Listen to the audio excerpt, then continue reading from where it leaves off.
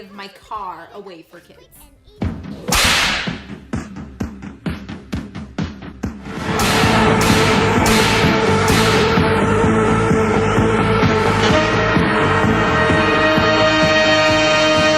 Hello, Charles. What are you up to? Oh, Scotty, baby, haven't you heard? I'm all about the BIM now, baby.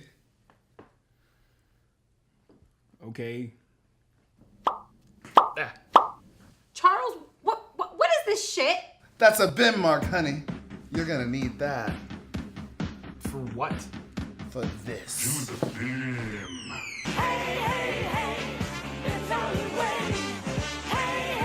Hey! Hey! Stop! Stop! I don't fucking like it! Don't do- No! No! Stop it! Stop! No! No! Don't do that! Stop! Stop! No! Don't do that! No! No! Stop doing that right now! It's the BIM hour, you uncultured booty hole! It's the one time a day we stop whatever we're doing and do this. Stop! Don't do that again. What the fuck is BIM? Educate yourself, you little bitch! What is this movie? It's the apple, the sacred text of the BIM way of life. Is it any good? I haven't seen it. I know some parts of it, but I haven't seen it. But I still like to make people feel bad about it for not believing in it. Even though I never really seen it. It's long. Alright, fuck it, let's watch it. Roll a trailer. Roll the trailer! In 1994, the world is controlled by one power. The apple is success. There ain't no pride! There ain't no shame! The apple brings you everything. What about happiness? The apple is the temptation. Taste it! The apple is the experience. Take the apple! Yeah, it's this strange futuristic world of 1994, Yeah. where I guess the idea is that the entire America is like owned by a music company. I feel like they really did try to have a good concept. They were like, ooh, we have this concept. Ooh, we have this thing that's like gonna be super creative and different and outside of the box, but instead it was just like, It was just like... It was odd and confusing, and then it was like ham-fisted and obvious. That's how it switched. So it starts off at this big rock concert. There ain't no pride! There ain't no shame! There ain't no sympathy! There ain't no singing! I guess this is their version of mainstream pop. Yes. And this is what's keeping their government afloat. But then enter Mary Catherine Stewart and Tight Pants McDick. Alfie. Yeah, his name is Alfie, and what's her name, Charles? Her name is BB. BB. BB. Just another song.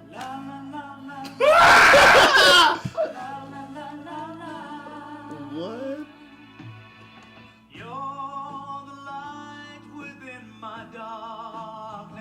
You still have that weed? Alfie and BB are like a folksy duo. Oh, and they right. do like Yes. folk love songs. And at first the crowd just really is not feeling it. When my hope What the hell is this? Thank you. The hell is this gay shit? Where's my rock and roll? They like hate it because they're all these rock people and they hate love songs and it's like not in anymore. So they're booing her. Also, we should note they're from Canada. Yes. And the rest of the people, this is America. Alfie and BB end up winning over the crowd with their soft, romantic, passionate love music. He is not stroking his chin, considering. They're like, maybe this isn't so bad. I'm feeling something I haven't felt since my mother held me as a child. The heartbeat thing made no sense because, that's how they measured the quality of the music, which makes Yes. sense for rock music. But then when the crowd started finally being won over by the quality of the love music, their heartbeats started to beat really high. Don't worry, boss. They'll never reach 150. 151. Okay. Yes, sir. Red paper. The red tape, sir? You heard me. What's up with those high-pitched noises? You fucking suck! Yeah. But then when like they played that little red tape to like blare high-pitched noises and the crowd went back to being pissed off at them, their heart rate lowered? Yeah, it doesn't make any sense. It made absolutely no sense. Mr. Boogaloo, even though he doesn't like their kind of music, he sees the potential in BB and Alfie. So he offers them this deal to go to this party. So Canada's still normal in the 90s. It's like Handmaid's Tale. Yeah. But if the gays won. Well, you would think that Alfie is what then the right guy. Like he like has his morals. He's set straight, and these people are all sinning. And BB is just like under this spell of I want to be famous. Well, she's under the spell of Roofalin. They roofie her. She makes out with this guy who's not her boyfriend. Then we had the least smooth transition into a musical number I've ever seen. Get out.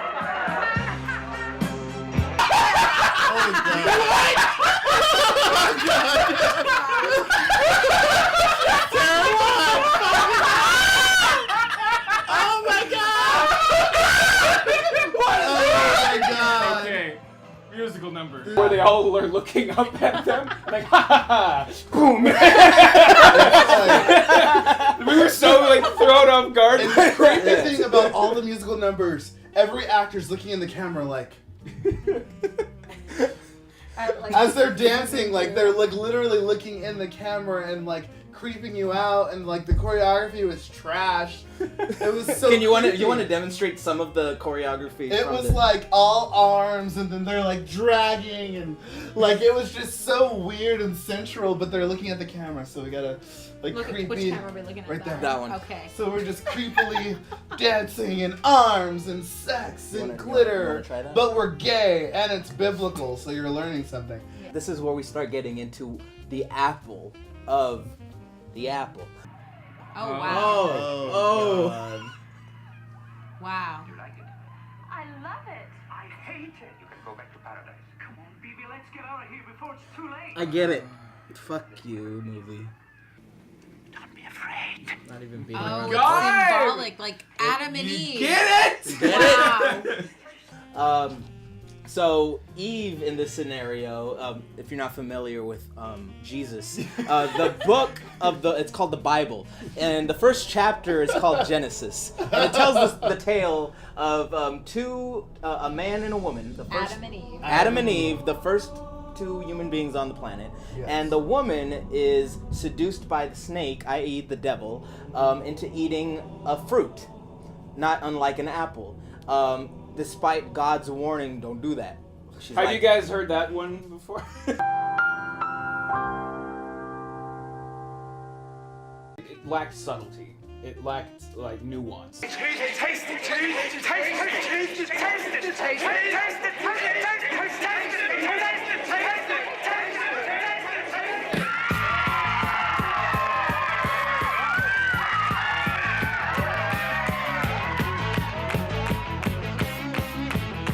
It's just like they bring the big ass apple. Trust the apple, yeah, bite the apple. Bite the apple, bite the apple, take the apple. And it's like, is she gonna bite the apple? She's gonna look, he's a snake man in the back. Yeah. I'm the devil, do you get it? And by the way, all that crazy shit that happened, it was all in the main character's head. It was just like, imagine. And that's the thing that pissed me off about this movie, is because, like, if all of the musical numbers took place in his head, then I would be like, okay, it's still shit, but at least I get it. But no, he's not in it for a good chunk of the film, and yet these spontaneous dance numbers still happen. So why did you have to cut away to that being in his head? If it was it would have a made fantasy. just as much sense The had point that of a just taken musical- Place. Yeah. in the realm of this reality. You have a movie like Chicago, where all the musical numbers take place in her head. And it works because, well, not only are the songs and the choreography fantastic in that movie, but it makes sense with her, like, kind of, her vision of glamour, her kind of like, this is what she wants in her life. And so it makes sense that that's how she sees life. In this movie, it doesn't make sense whatsoever because he doesn't want that life. So why is he seeing everything so stylized? And he only has those moments like once or twice. The rest of it takes place diegetically in the context of the movie. You know what's fucked up about this for poor Mary Kate Stewart or whatever her Mary name Kathleen Gallagher.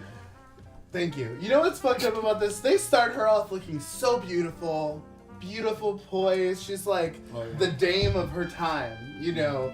Yeah. And then as the movie progresses, she gets uglier and uglier and uglier. You're just like, like why would they do that? Well, that was part of the theme, I think, inadvertently. I think in their minds they were thinking she's looking more glamorous and like a superstar. But isn't that like all big artists nowadays? They start off from humble beginnings and then they start getting bigger and bigger. Commercialized. They have to be like turned into this mainstream type. That was the lesson, like becoming like mainstream. So it's like the dream of being an artist, but then you sign that contract and everything changes. You're a star and you leave your broke boyfriend. Like Alfie now is living with this old Yiddish woman, and she says something, and I don't even know what provoked him to do this, and he just walks right up to her and is just like, just starts shaking her tits, and it's like, what was the point of that? And she's like, you only rent. He's like, but I'm writing music. I'm gonna be a star. But he wanted to do it the right way. He didn't want to sign the contract like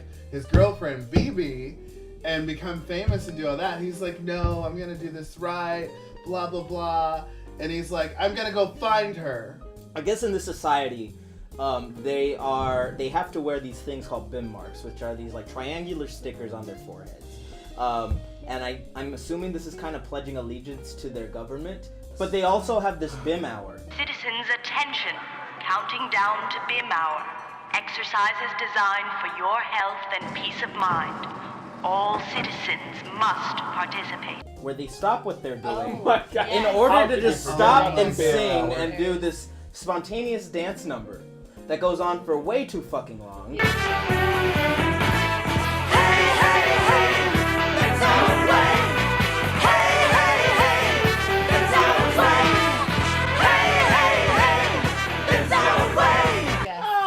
There's fires going on, and the firefighters stop doing what they're doing to dance. Like, the doctor stopped operating on a patient, and the patient even gets up and dances. So he sees BB, her show's ending, and then she's coming out, and she's like, oh, I'm Beyonce, paparazzi pictures. Oh God, my fame. And then she sees Alfie. She's like, Alfie! He's like, BB! Alfie! BB! And then they're having this whole thing, and then they like slap her and throw her in no, they don't slap her. They just put her in the car, and then the security guys beat the fuck out of him. Yes! That was the worst fight ever. They're not even punching each other. There you go, dude. You can't fight when you got two Mr. Cleans protecting you. And then she gets home, and then they sing this romantic duet away from each other, right? This is just a hand on the mantle. It's art, dude. You wouldn't understand because you're stupid as fuck. It's like the scene from An American Tail when Fievel and his sister are singing to each other via the moon. Oh God! And we were like, please, for the love of God, just do the shot where they're like superimpose one image over the other and they're looking at each other. And it makes sense that they would do that because the way that the shot composition is in those scenes, there's so much empty space on screen right and screen left. But look at the way they're setting up Here these we shot go! compositions, dude. It's coming! It's coming!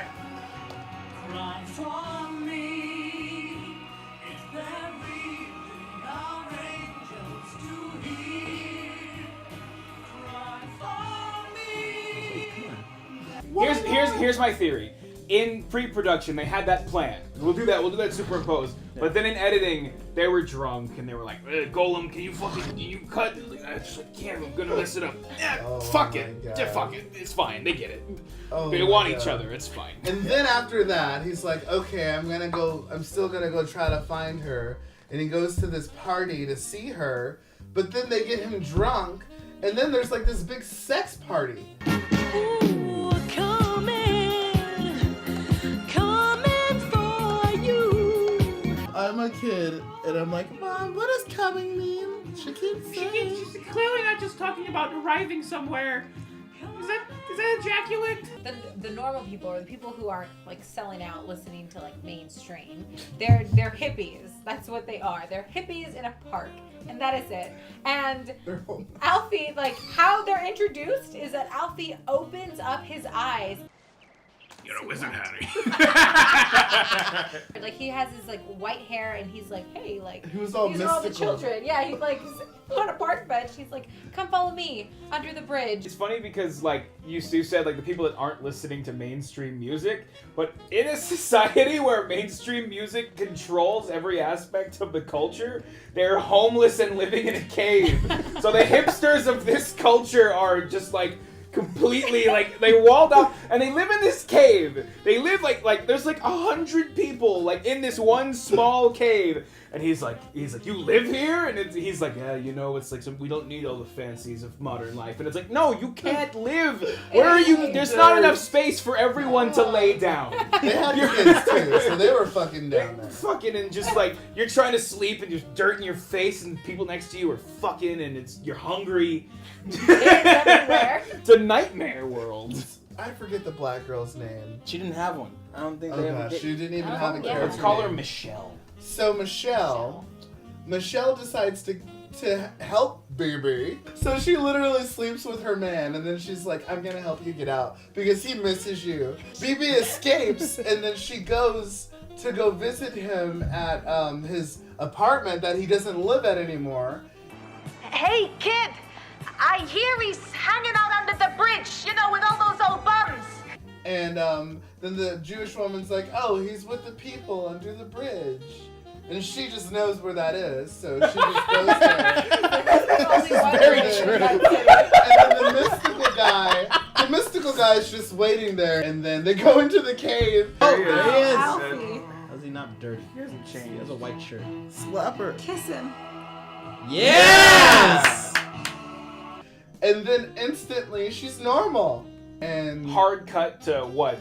A year and a half later? Yeah. They didn't even fade. They just cut to the grass. A year and a half later, they have a kid, and they're like sitting 4. in the grass. That kid is like 4 years old. The kid was 4 years old. And then this supernatural shit happens. Oh, yes. No, you forget. They come to arrest all of the Jews. No, wait. Oh, God. But essentially, yeah. They're Nazis. Like they're dressed up like Nazis. They're there to round up the hippies. And then out of nowhere, you see this Rolls Royce coming out of the sky. Oh god. Oh my god! It's Doc Brown. Oh my god. What is happening? Yeah. No, they were like, Mr. Tom is coming. Mr. Tom. Mr. What was his name? Todd or something. Top. Mr. Tops. Mr. Tops. Get it? Because he's in the top. He's Mr. in Tops. heaven. That Get makes sense. That was. You get it? Is that God becoming a car? And a Rolls Royce. Wow. What the fuck? That was the nickname for God, Mr. Tops. Yeah, and this is what pissed me off is that you can superimpose a Rolls Royce in the sky, but you can't superimpose 2 people looking at each other during this wistful. Can you do that song? Do it in editing for us. Just so I can show you how fucking easy it is to do right here. This kitchen's not the same without you. We realize what's happening. It's a fucking rapture! Oh, they all died. It's the rapture. The hippies are the chosen people. It wasn't just in the main character's head. He was literally the devil, and that means all of the musical numbers were happening literally, including the ones that appeared to be in his head. It was all literal, including the religious allegories. No longer an allegory, no longer symbolism to help this story. It is real fucking life. It would have been one thing had they hinted at the presence of Mr. Tops throughout, like he's this, this top, like if he was like maybe he's the rival like music producer from like the other side of the tracks or something. Yeah. That would have been like it would have still been dumb, but it would have made more sense leading up. But no, Mr. Tops shows up at the very end out of nowhere, as God does, I guess, if we're gonna give them the benefit of the doubt. For a random hippie rapture. Mr. Tops at the end says that he's gonna start a new world. I'm looking for a new place. A new planet? If I can find one free from your pollution. And then the movie ends. Well, I had no idea what the apple was. Like, even looking at the cover, I thought it was going to be like a wrestling film, honestly.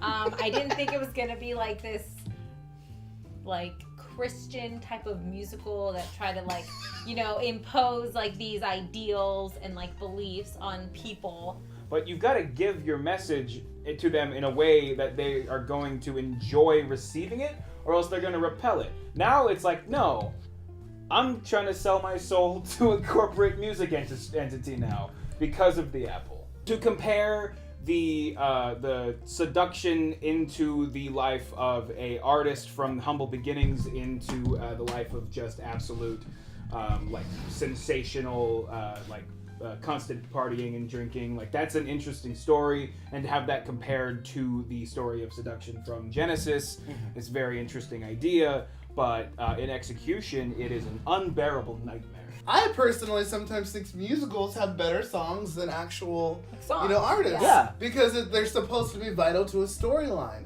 to build a storyline. This musical sucked.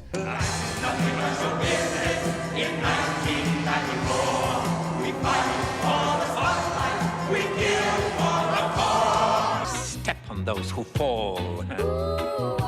It takes no time at all When you know how to be a master. Make it harder and harder and faster and faster. And when you think you can't keep it up, You'll be hypnotized and you'll be demonized, but you'll be paralyzed, so you'll be victimized. Every song was like, hey, hey, hey, or I'm coming, I'm coming, I'm coming. Fist pump, fist pump. Like, the only good songs were the love songs. Those were the good songs. And I guess that might have been, like, the point. I guess. But I don't think they were that smart. It could be. It was just bad. That could have been stupid. I'm gonna base a whole musical around music that's not as good as one of the songs that are in. But then have entire 45 musical numbers that are shit. Yeah, there's a lot. Like, if you want to dissect it and give them the benefit of the doubt, then The Apple is one of the most brilliant films ever made. But I'm not willing to say that. No. Also, it looked really ugly.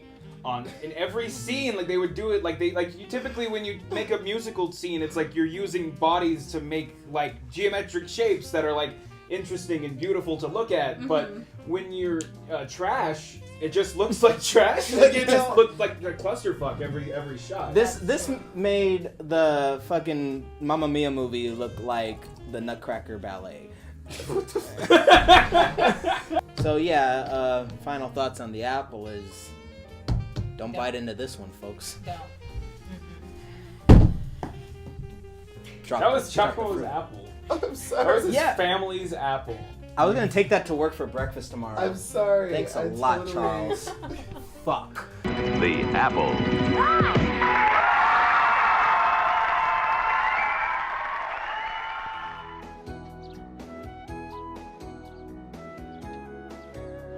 Dude, I'm so glad you convinced me to finally sit down and watch that. I can't believe I was going around advocating for that movie. It's all good, bro. I'm glad you learned a valuable lesson about manipulation. I'll say, if I'm gonna go around preaching about something, it can't be based on a shitty musical which forces a ham-fisted, self-righteous, reductive message down the throats of its audience.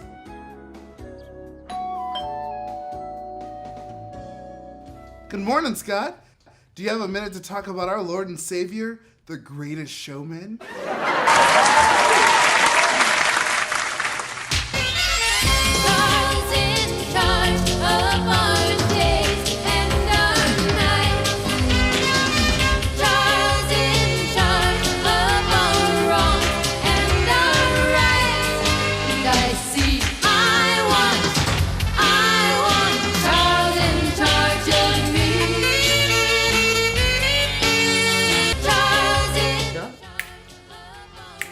You okay?